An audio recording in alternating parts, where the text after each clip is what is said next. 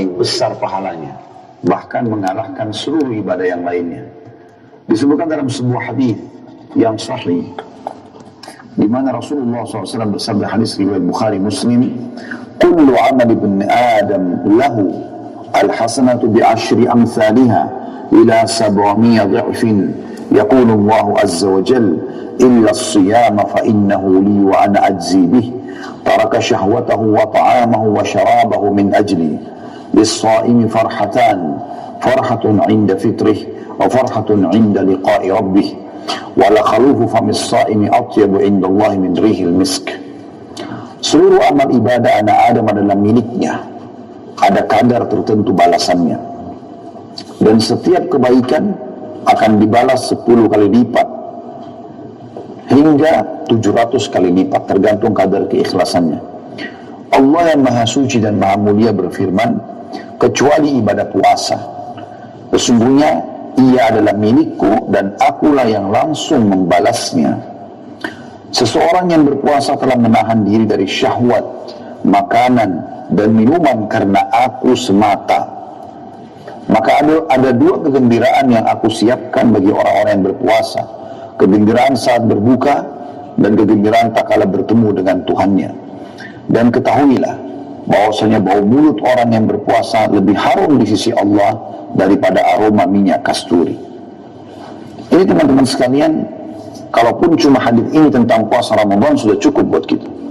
Bagaimana mulianya ya, Allah Subhanahu wa ta'ala menyebutkan secara langsung dalam hadis qudsi ini yang disampaikan oleh utusannya Nabi besar Muhammad sallallahu alaihi wasallam tentang keutamaan.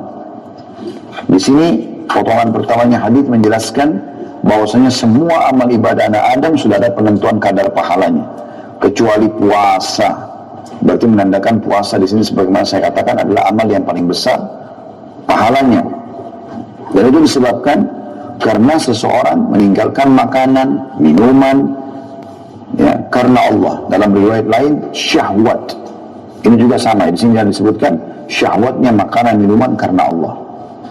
Dari situ memang puasa menahan diri dari yang halal pun, halal makanan, halal minuman, halal biologi suami istri, khusus dari azan subuh sampai azan maghrib, azan subuh sampai azan maghrib, nggak boleh sama sekali kita menikmati yang halal, apalagi yang haram, apalagi yang haram. Kemudian potongan keduanya adalah Allah Subhanahu wa ta'ala memberikan kegembiraan dua bagi orang yang berpuasa. Kegembiraan pada saat dia berbuka puasa. Kata sebagian ulama, kegembiraannya bisa dimaknakan dua. Yang pertama adalah gembira karena hilangnya haus ya, yang sudah dia rasakan dan dia bersabar dengannya dari pagi sampai maghrib. Juga bisa bermakna kegembiraan adalah kegembiraan karena berhasil mengalahkan syaitan yang biasanya di luar Ramadan mereka dibiarkan leluasa menggoda, di Ramadan mereka nggak bisa. Sehingga setiap muslim yang puasa dengan leluasa bisa mencapai masa buka puasanya sehingga maksimal pahalanya. Dan juga kegembiraan pada saat bertemu dengan Tuhannya, Allah Subhanahu wa ta'ala.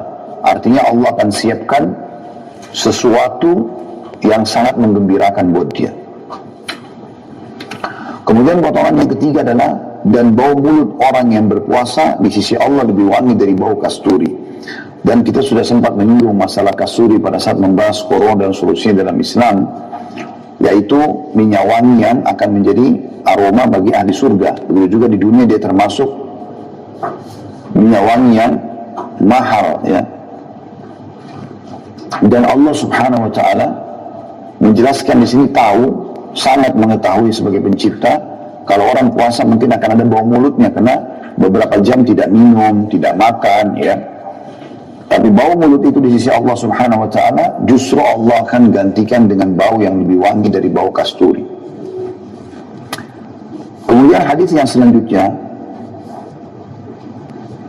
sabda Rasulullah SAW, man shama Ramadhana imanan wa ihtisaba ghufira lahu ma taqaddama min dhanbi. Barang siapa yang berpuasa Ramadan karena dua hal, karena keimanan, yakin ini perintah Allah, bukan hanya karena nggak enak sama orang, bukan hanya ikut meramaikan Ramadan, dan semata-mata mengharapkan pahalanya, betul-betul dia tahan hausnya, laparnya, bukan karena latihan, tapi ingin mengejar pahalanya, maka diampuni dosa-dosanya yang telah lalu. Kata penulis, tentu saja pahala yang besar ini tidak diberikan kepada orang yang hanya menahan diri dari makan dan minum saja, namun diperuntukkan bagi orang yang benar-benar mengaplikasikan nilai-nilai puasa. Sebagaimana sabda Rasulullah SAW, "Man lam yada' qaul az-zuri wal 'amala bihi, falaysa lillahi hajatun fi an yada'a ta'amahu wa syarabah." Barang siapa tidak menahan diri dari ucapan dusta dan perkataan dusta, maka sedikit pun Allah tidak sudi menerima puasanya meskipun ia menahan diri dari makan dan minum. Hadis riwayat Bukhari. Juga sabda Rasulullah SAW, "As-sawmu junnah, fa idza kana yawma sawmi ahadikum fala yarfuth wa la yafsuq wa la yajhal, fa in sabahu ahadun falyakul inni imru'un sha'im." Ibadah puasa laksana perisai. Anda tahu perisai biasa ditaruh di tangan di zaman dulu kalau berperang untuk menangkis serangan-serangan dari musuh.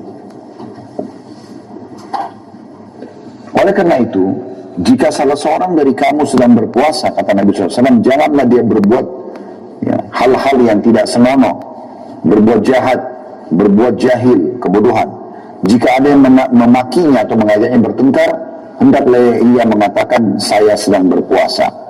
Hadis riwayat Bukhari Muslim. Maksudnya, jadi puasa ini akan kita dapatkan maksimal pahalanya justru kalau kita juga mengontrol diri dari segala macam kesalahan-kesalahan. Di antaranya tadi ini ya.